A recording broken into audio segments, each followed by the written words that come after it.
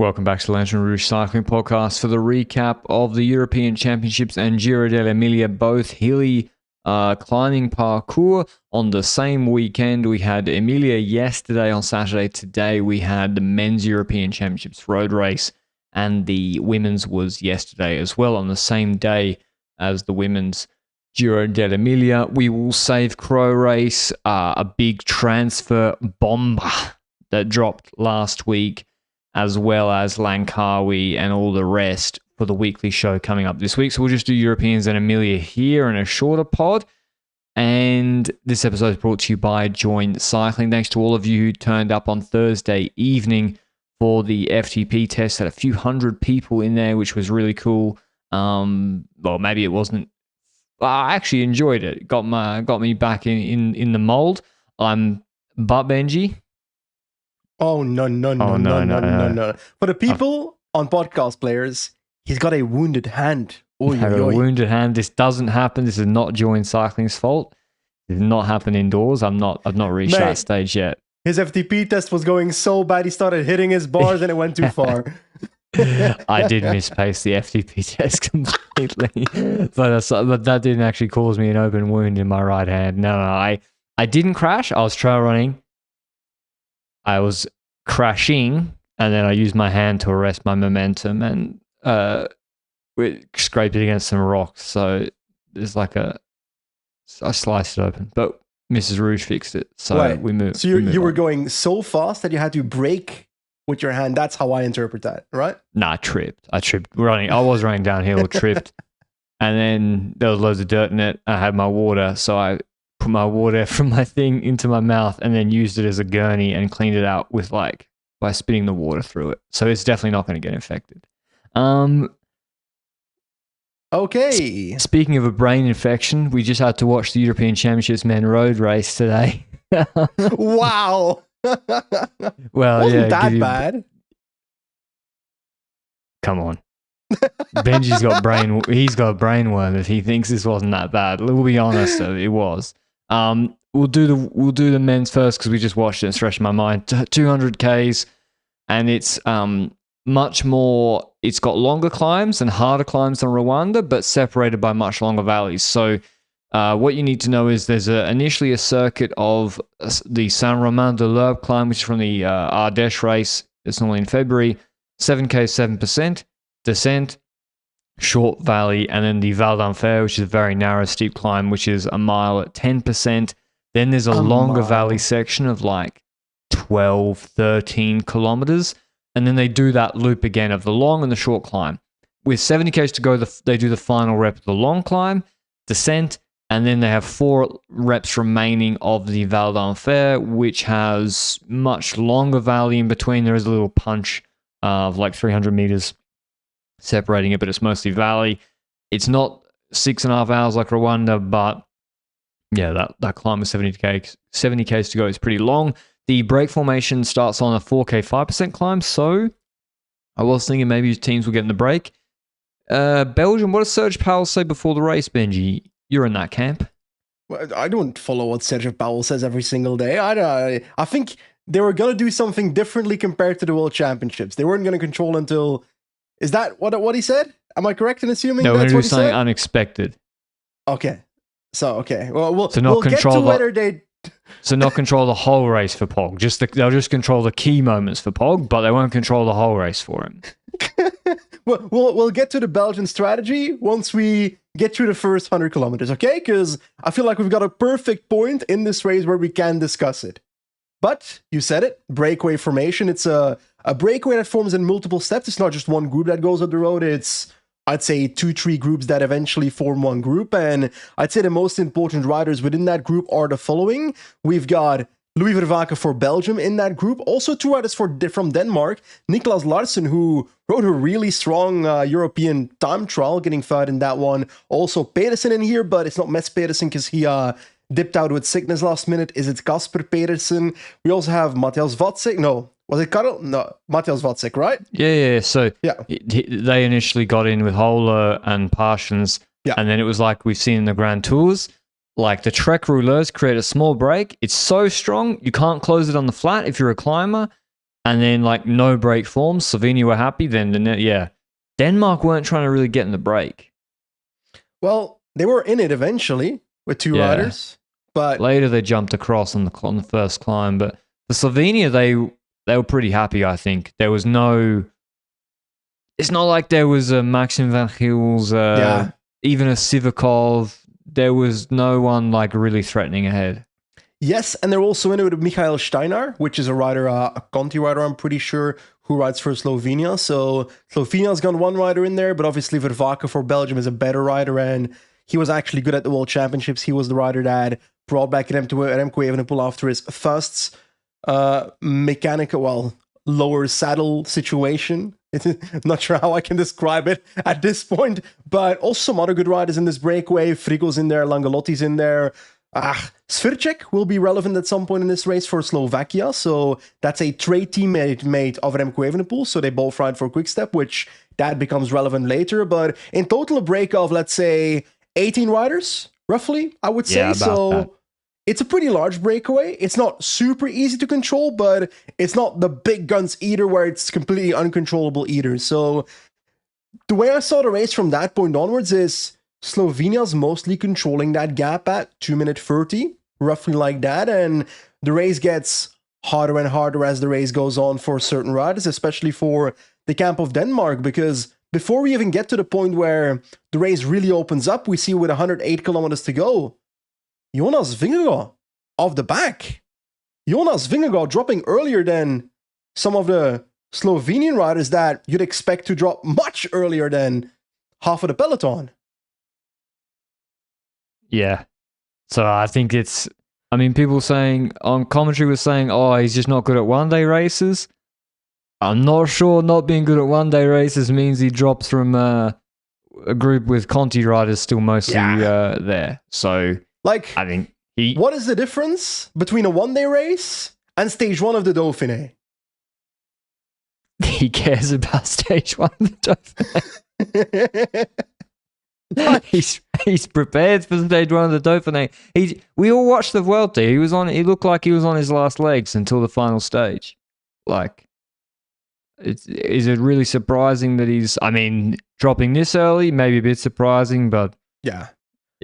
I still expected more, even if he's on his deathbed. To be honest,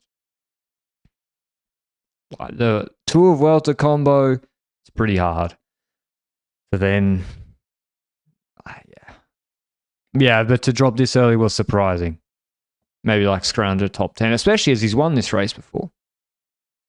Or was it Drome he won the next day? Like this parcours. He won Drome Classic the day after Von Ardèche, I think. Yeah. Anyway, Vingegaard's gone. Skjelmose is thinking, hold on. The plan was for you to follow Pogačar and sit on his wheel. So that's now created a problem for Skjelmose. But in the end, it was just on hard pacing. And Belgium then are doing everything right. They have Vervaeke ahead, very, very good. On the second Saint-Romain de l'Europe, I think it was. Correct. Slovenia tried to block. So Slovenia really tried to block it because they were running out of guys. They basically had Moritz left as the only guy who could climb and Novak, who was not in the best shape, I heard. And so Slovenia trying to block. Belgium like, no. We can isolate Pog here with like 110Ks, 105Ks to go. They do a team attack. Mercer leading out Le Cerf. Great stuff. I thought it was fantastic. Sivakov gets involved. Sivakov jumps. An Italian jumps. Maybe Garofoli. Suddenly, Pog is having to respond to this. Pog responds in the wheel. And so I was like, okay, we're opening the race. Pog is now isolated from this, about to be isolated from this point onwards. Yes, but it's also, we're saying Pog is having to get involved, but when Sivakov goes, Remco follows and Pogačar follows. So was it Remco following Sivakov? Yes. So whenever Pogačar spends a bullet here, it's when Remco's also spending a bullet. And then there's other moments which we get to now where Remco's spending bullets while Pogačar is not spending bullets. So just to repack what you just said, Belgium makes that move here with Le Cerf, Meurice, Cross as well, involved at a certain point here. But then we get to the point where Sivakov, Remco, Pogačar go, and it forms a group of 10 riders, with Paul Sixas, Mohoric as well for Pogacar and Lesser. But in the descent, you've got Remco pacing the entire descent. Hold on. Okay. No, then that group was 10 was formed, and then Remco attacked himself because the climb, I think, has a false crest and a little bit goes on. Remco attacks over the top. On the flatter section, Pog wasn't closing him so easily, and Pog mentioned in the interview that the only part of this parkour that scared him was the flat headwind part, because Remco is also the aero bullet. And then the next part, Remco and Belgium lose me. So Pog's isolated. Great, 105 Ks to go. The end point of the race where he's going to go is 70 Ks to go. How often when Pogacar is isolated does he sit idly by whilst you just attack him or are about to? It's not going to happen. He's going to attack you. So you have a very short runway to get riders ahead or to do whatever. Remco then attacks. I was like, okay, fine. Like, put under pressure. And then I was like, he's going to stop, right? He's going to stop. So Lesurf can go. So Vavaka can get more margin ahead. So Benoit can attack. So Van Hils can come back. Remco paces the entire descent on the front, full, with Mohoric coming back. So then now Pogacar has equal teammates. And it's like, where are you going to go? And then on the flat, Vavaka and Remco try to roll. I'm like, Vingegaard's DNF. You don't need to keep him behind anymore. I didn't get it. And I would argue the next phase makes it a little bit worse even because, yes, the large group ends up returning when Vervaeke and Remco are pulling at the front of that group. Large group returns and the gap towards the breakaway now, by the way, is 45 seconds. So Vervaeke with the other breakaway riders is 45 seconds ahead. And we're now up behind the last Saint-Romain-de-l'Air climb. We're arriving at the fourth last Val d'Enfer climb, a shorter climb, like you said at the start. But here we see, once again, attacks in the group from the larger group with Garofoli attacking, I think Jan Christen countering, and there we see Remco and Pogacar taking a gradual approach of not necessarily responding like fire, but gradually following the moves that are happening by Garofoli, by Christen, and we see Almeida dropping off the bag. Garofoli goes again, and we get this group of 8 created. But there's Remco in there, there's Pogacar in there, there's a couple of riders like Sexas and Ayuso in there.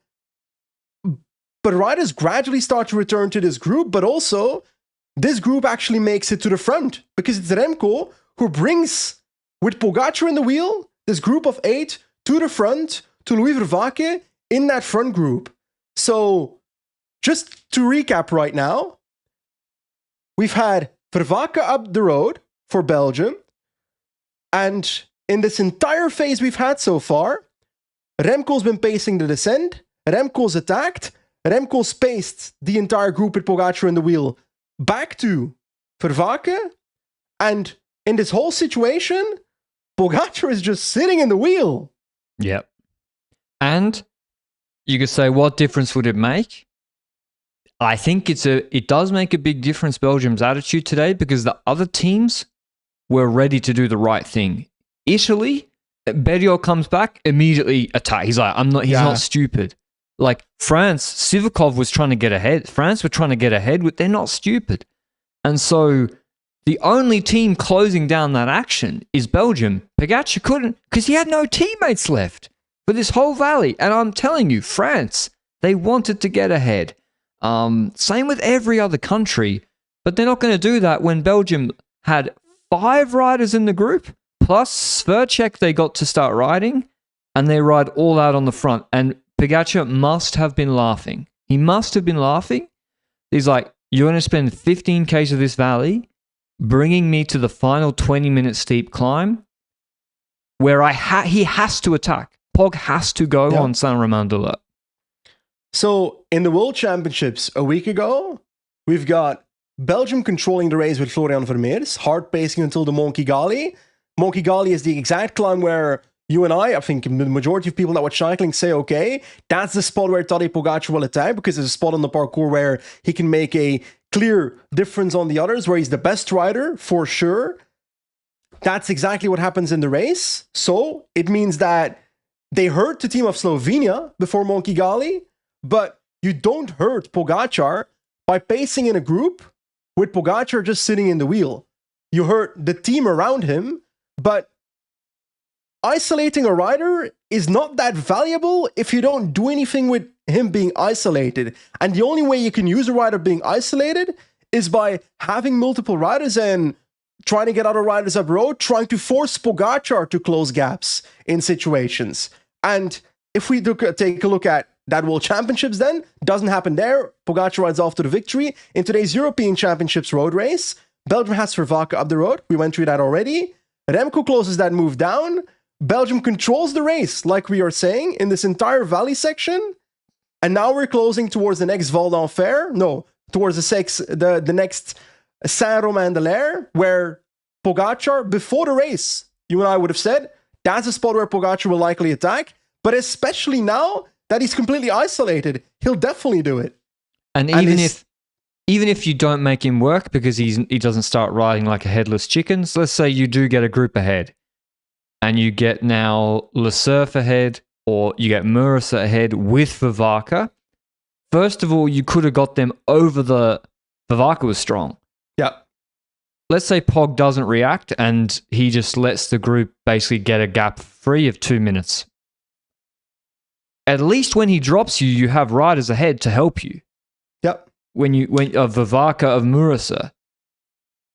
And there's going to be a lot of people that say, and I assume that it's going to be a reaction by people that react to that and say, oh, Pogačar wins anyway, regardless of whether you do this or not. But just because a rider is strong and the favorite doesn't mean you shouldn't apply the best possible strategy to beat that rider. Like, you can't just give the victory on a platter to a rider like Tadej Pogačar every single time. So, to me, this feels like Belgium didn't learn their lesson from the World Championships, as you said they wouldn't. I think they did, and then it got into the race, and it went sideways. I don't think they did. So they basically controlled the race for Pogačar until his launching point. Yeah. That's exactly what they did last week. They did try and go on the early break, which is good. It's a difference, but the outcome of closing the break yourself, what's the point? The whole point of having the riders up the road is to not just force Slovenia to close, because Slovenia closing is great, because then you hurt Slovenia, but at a certain point, you got to find a way to put Pogačar in a situation where he has to ride where he shouldn't. And an early break alone won't do that. Nah. Because he can just ride across them and then drop them. So anyway, Pogačar goes on Saint-Romain-de-l'Air. He kind of surprises everybody. Remco wasn't on his wheel, and because Pogačar's isolated, and he's like, I'll just decide the race here. Initially, he has Remco on the wheel. Garofoli was very strong. Christian was there. Ayuso was there. Ayuso drops first. Remco's struggling. We can all see what's going to happen. And then with like 8 minutes left on the climb, Pogačar drops Remco. Remco swings off and kind of explodes. Paul Sexas, he was pacing himself a bit more gradually. He comes across to Remco. They start working together, but the gap is 30 seconds at the top. And, I mean, the race isn't actually over at this point because, like Remco, if the group cooperate on the flat, and Pogačar was trying to get aero, and Remco definitely is faster in a vacuum on the flat, even on a road bike. The problem is the Val d'Enfer. So there's another hill pretty quickly after the descent, and it's steep. Aero won't save you there. And I think that hill really just, first of all, like Remco had to do the whole climb himself. He's got Seixas not pulling at all, Scaroni not pulling, and then pulling after he gets over that hill. He did start to relay. Ayuso was pulling, maybe a bit too generous when you see his result at the end. But they're dead, those guys at the top of that hill. Pogs, he had lost like 6 seconds in the short valley, so it went down to 22 seconds. He took it back up to 30, and then the other guys were dead on their legs in the valley afterwards, and that was it. Yeah, from that point onwards, we get a situation where it's kind of Remco pacing 97% of the time in that second chasing group behind Tadej Pogačar, and every now and then you do see someone pulling, but also in the valleys, you see Scaroni trying to skip a turn, then Ayuso telling him, get to the front, bro, you don't do that here, and then they go in between again, and then at a certain point, Remco's riding 7 meters in front of the others, so you can see that someone tried to skip a turn there, so there's multiple moments in this chase where when Remco wasn't spacing or was trying to get someone else to do the pacing, it turned into Group 2 syndrome. And credits to Remco for then keeping up the pacing regardless of the fact that there was limited cooperation from the others, whether that's from not being able to cooperate, which at the start definitely was the case, but in the valleys I did expect a little bit more cooperation with Remco from that group. But hey, at the end of the day, the gap actually, I will say on that Val d'Enfer that you just went through, when the gap went to 23 seconds, I was like, Amstel 2.0? But it quickly became clear in the valley afterwards when the gap went up to 40 seconds, 45 seconds that it ain't gonna happen, that Tadej Pogacar is off to win this European Championships, and we kind of have to skip forward to the last 38 kilometers, I would say, where on the third last Val d'Enfer, we have a gap of 1 minute 20 towards the chasing group, which is still Remco Evenepoel, Sixas, Ayuso, and Scaroni. And that's where Remco Evenepoel puts in an attack because he's like, okay, I need to get the luggage off my back, drop it off at check-in, and Remco Evenepoel attacks and drops everyone. Gap drops to 1 minute 10 there, drops to a minute, so Remco closes a little bit, but then it stagnates at a minute basically for the majority of the rest of the race, I would say. But I will say, the battle for third place, that was a race, Patrick. Ayuso, Sixas, and Scaroni fighting for that third place. What did you think of that? I didn't watch it. I was watching the Coppa Agostoni. You missed the best part of the race, buddy. Ay. The best part of the race was like the attack phase with like 105 k's to go. But I disagree. Last 7 kilometers, Val d'Enfer. I gotta say, by the way, at this point, the battle for third is happening 3 minutes 40 behind the front of the race. So crazy gaps in this last lap. But Sixas looks the strongest. He starts dropping Ayuso. Scaroni is able to follow. And it's only in the last few meters of that final climb that Sixas ends up putting a gap into Scaroni. And we've got this vicious fight with them being like 10 meters apart in the descent for a while until eventually we do get a third place by Paul Sixas. And I think we can talk about Tadej Pogacar and say, yes, best rider in the race, ends up winning the European Championship, something that I think he was the first Slovenian to do, perhaps. But at the end of the day, that's something that's clear. Remco Evenepoel getting second here, being the second best rider in the race, that's also an expected outcome. Paul Sixas at 19 years old, I think that is the story of today. Of the year. Yeah, of the year, he's been the revelation. A first year U23 Cummings third in the European Championships behind these two riders is crazy. And it's not even that big a surprise anymore, honestly. Like when you see how he's performing in Rwanda and now there's a longer climb today and you see how he performed in Dauphiné, if he even improves a little bit from the Dauphiné, then it's almost expected. So yeah, Paul Seixas is the real deal. I mean, it's big gaps, but still, like, there's a lot of it. I mean, he's with Ayuso the whole race. I know Ayuso was pulling, but he just straight dropped guys like Schelmoser as well. So yeah, Seixas third, Scaroni fourth, Schoens, of course, fifth. Got stronger as the race went on. Ayuso sixth, Schelmoser seventh, Sivakov eighth, Garofoli ninth. That's probably the best result for him. Gregoire 10th. Gregoire did have a crash. And yeah, that's that. I think there were 17 finishes, so crazy. Tim Merlier, I'm on your side, buddy. I'm on your side. To be clear, what did Merlier say in the media? That he said it's bullshit that they just make the parkour harder and harder for every race.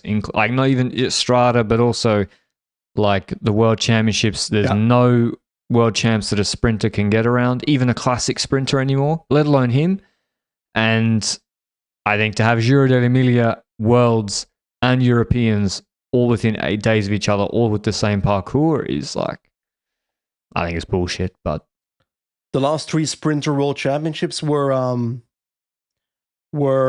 Qatar, yeah, the one Cavendish won, and Wollongong? You can maybe count Bergen. Can you count Bergen, the sprint where Sagan won? What was that, 2018? I think that's Philipsen territory, maybe.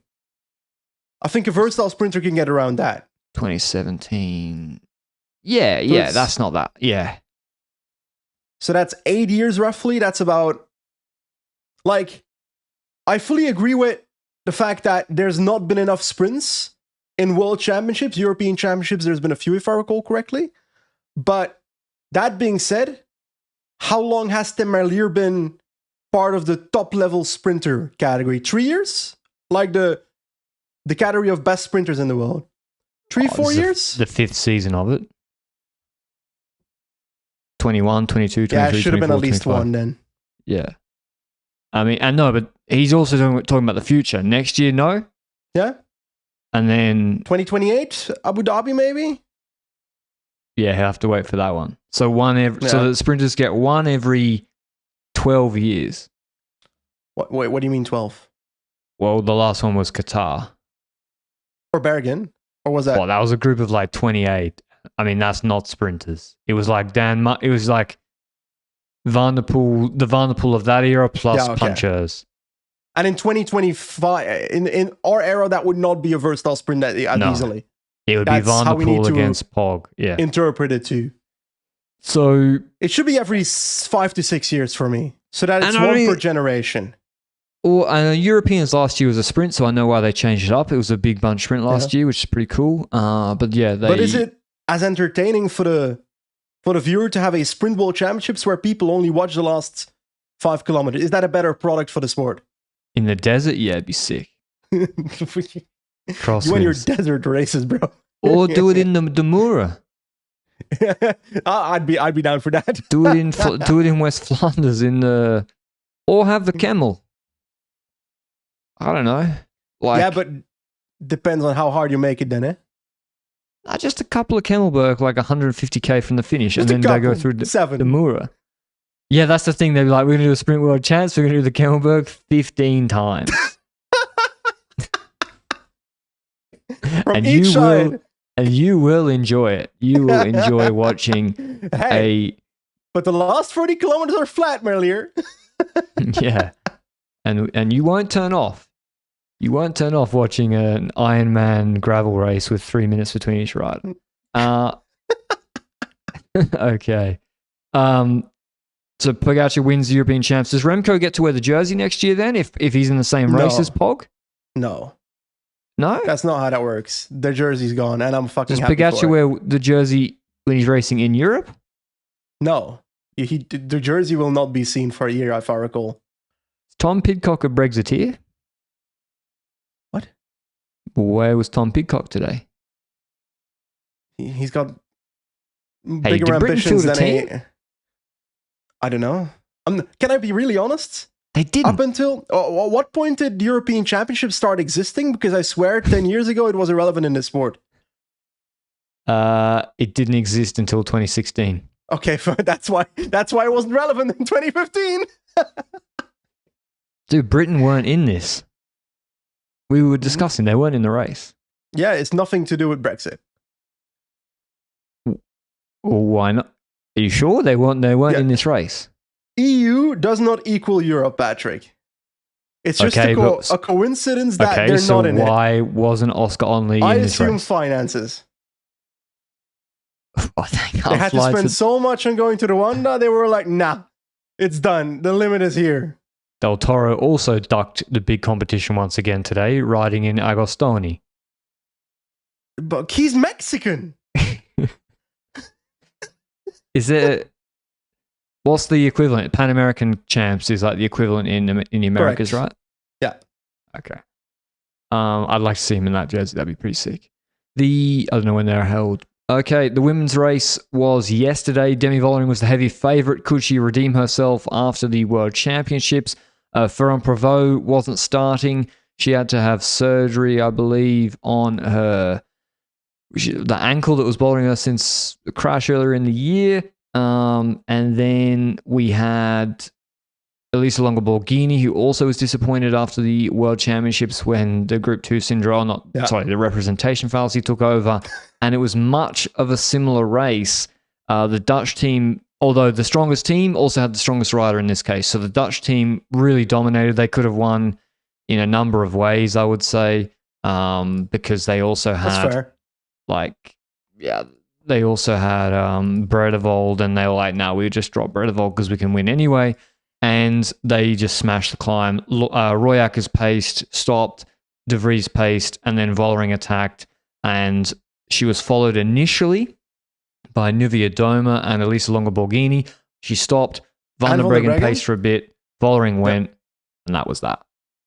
That was kind of that, and we get the situation where we then see usually when you see Vollering up the road and then the second group being Nivea Doma and Van der Breggen, you'd say, okay, Nivea Doma has to ride the entire time to the finish, which happened, but then Nivea Doma wins a sprint against Van der Breggen for second because Van der Breggen didn't really sprint for the second place. So I don't know if that was on purpose by Van der Breggen to be like, okay, you've ridden the entire time, you deserve it. No, she deliberately didn't contest it.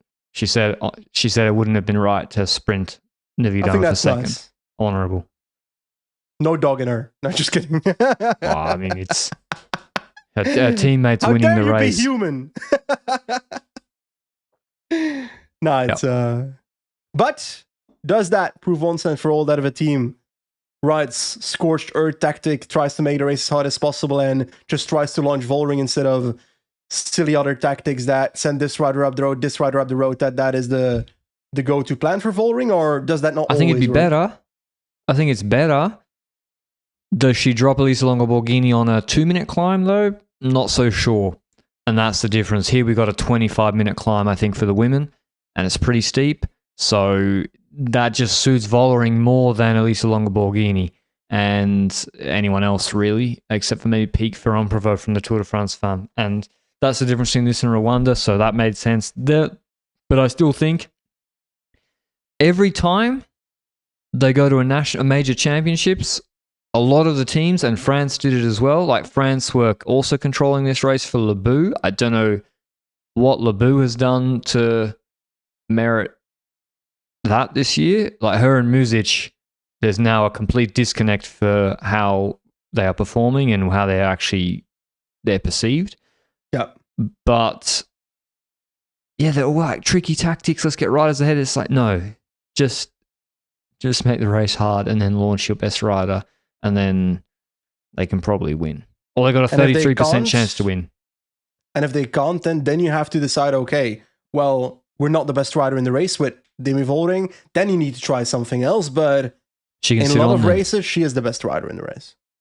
Yeah, I mean, she's fast as well. It's not like she has to be solo. Like, Vollering's quick. Yeah.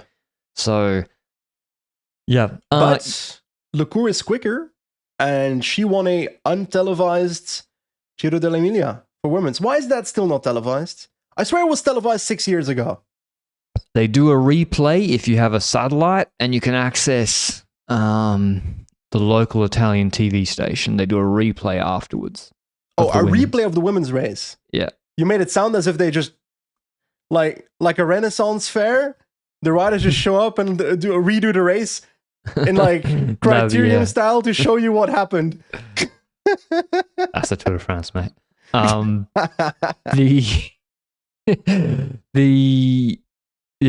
Lecourt-Pinard did a very quick time on Santa Luca. I honestly thought Fisher Black would win. I picked her for it, but Kim Lecourt on such a steep climb, 6.5 minutes she did, very, very fast.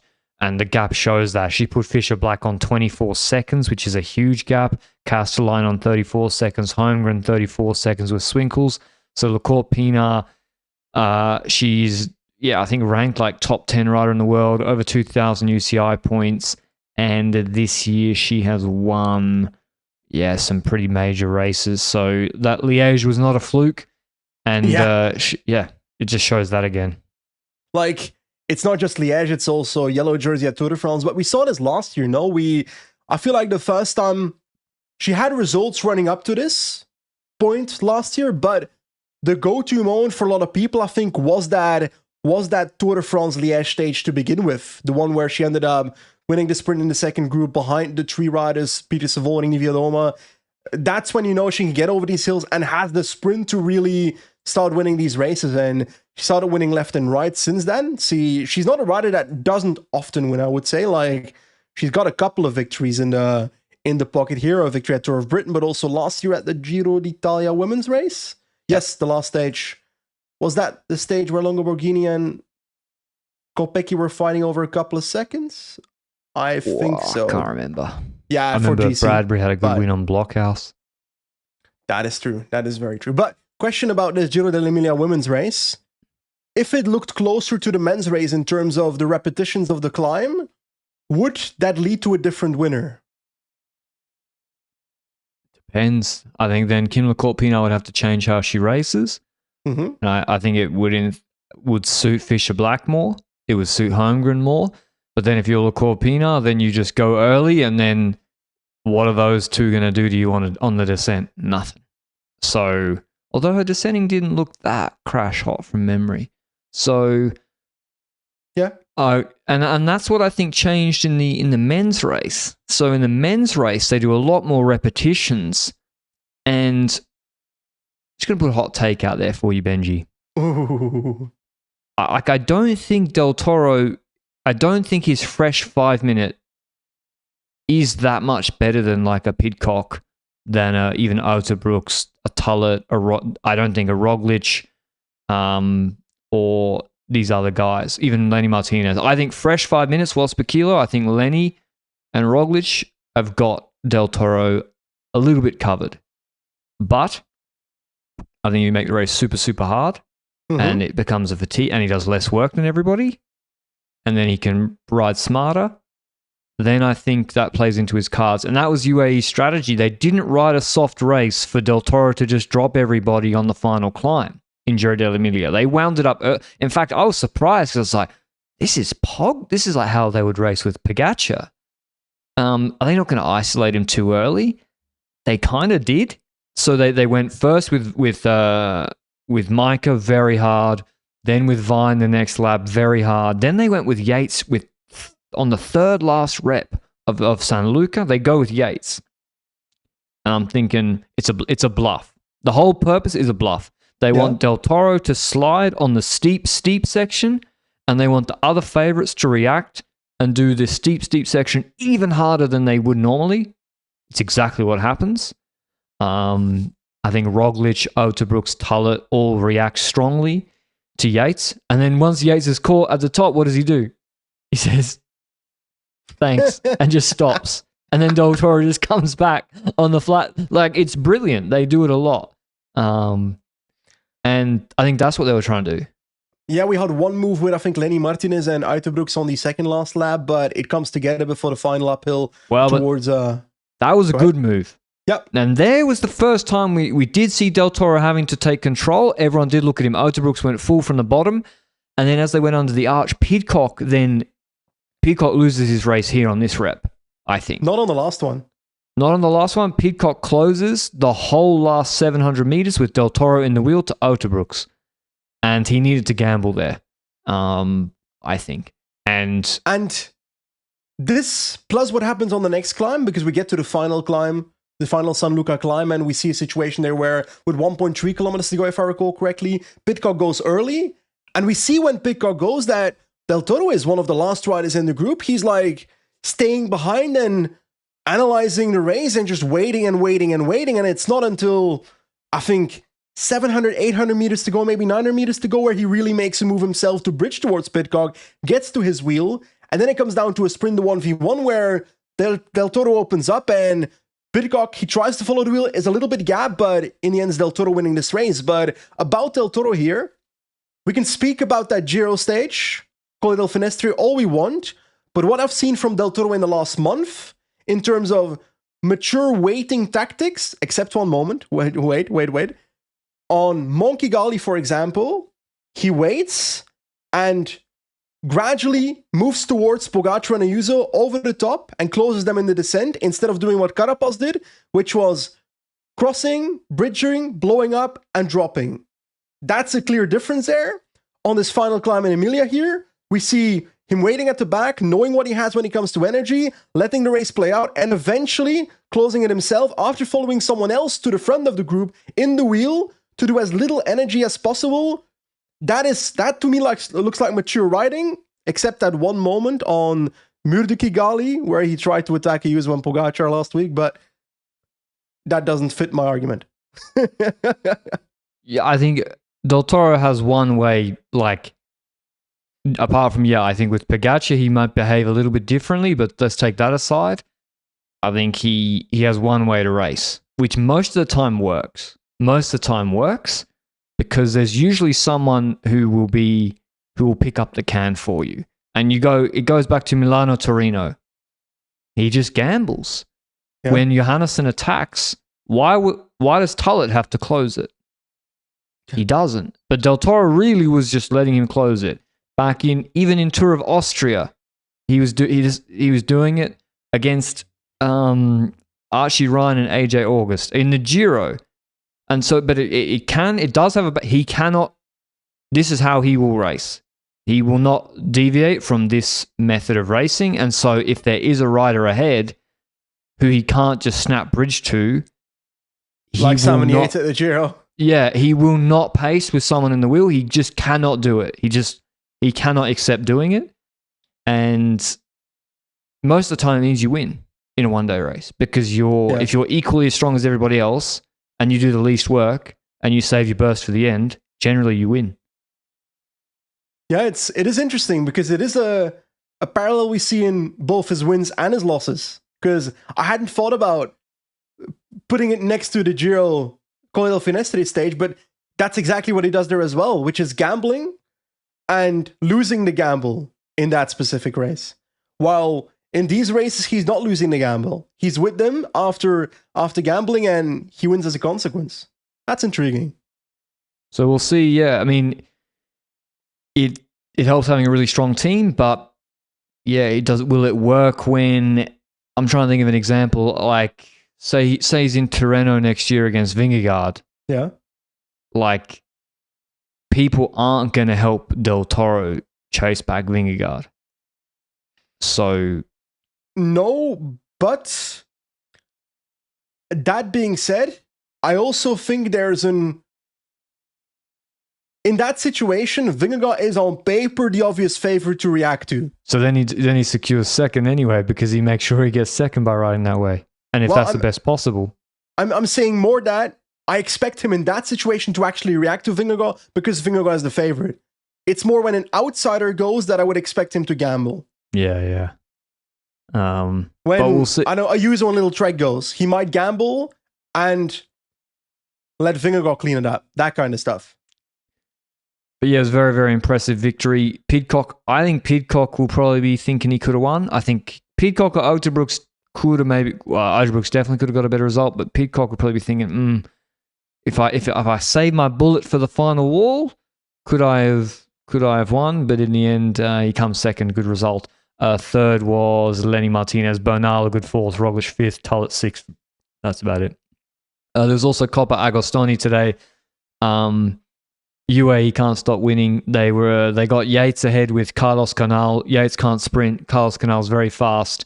They then block the road behind. They don't even try to get more riders ahead. And then Canal had a flat and Yates just won anyway. So that was kind of summed up this afternoon of racing. We'll be back with Crow race and transfer news. And mate, you're in love with the Crow race. Like, out of all the things we're going to talk about in the weekly show coming up, Crow race is not at the top of the ranking. Dude, oh, did Kogut. Talk about rainy day in Stoke. Rainy night in Stoke. Had a rainy day in Zagreb today. Well, he wasn't McNulty for some reason. McNulty always is having to do the coldest races, and there's no spoilers. But McNulty, there's always like a slow motion shot of McNulty looking like the coldest person in the world, thinking, "Fuck this! I wish I was in Arizona." So anyway, no spoilers, but yeah, McNulty's pretty good. Okay. That's all on our list. We'll see you Monday or Tuesday with a weekly show, transfers, and other news. Adam Hansen, the CPA president, protecting his stakeholders' interests in the most curious way possible. So I'll tease that, and we'll see you then. Ciao, ciao.